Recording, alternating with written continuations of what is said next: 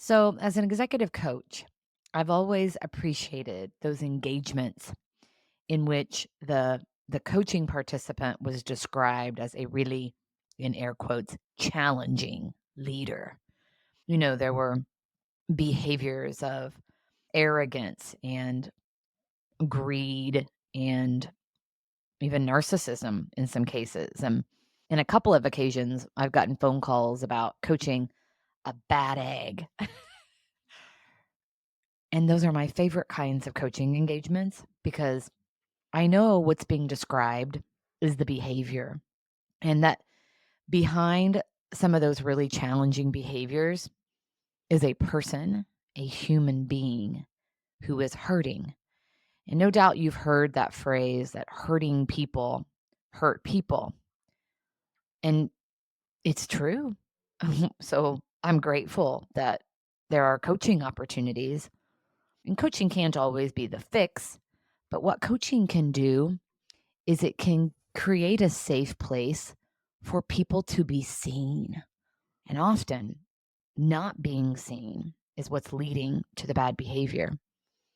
So, my daily dose today is encouragement for all leaders to look beyond the behavior, look at the person.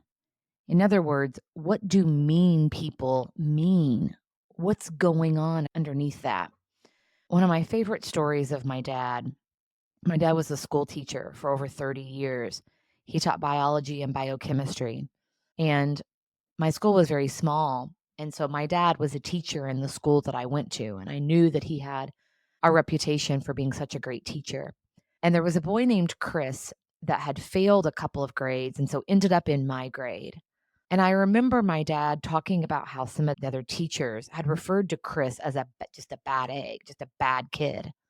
Well, my dad didn't subscribe to that kind of teaching philosophy. He gave all kids the benefit of the doubt, and he approached Chris with respect and dignity. He saw him, he valued him. He created an environment where Chris felt valued.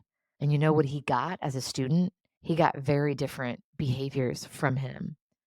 So it's a lesson for all of us today. Whenever we're getting challenging behaviors, let's look beyond them.